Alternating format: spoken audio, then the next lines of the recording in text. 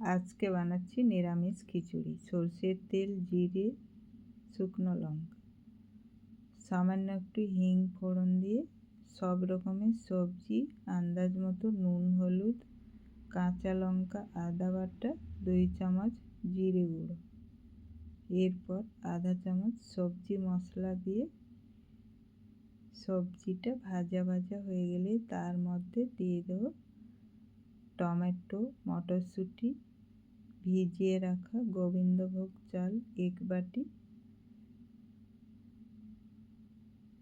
ভিজিয়ে রাখা মুগ ডাল 1 বাটি দিয়ে 2-3 মিনিট কষিয়ে পরিমাণ মতো নুন, চিনি দিয়ে জল দিয়ে ঢাকা দিয়ে চাল ডাল সিদ্ধ হওয়া পর্যন্ত রান্না করব।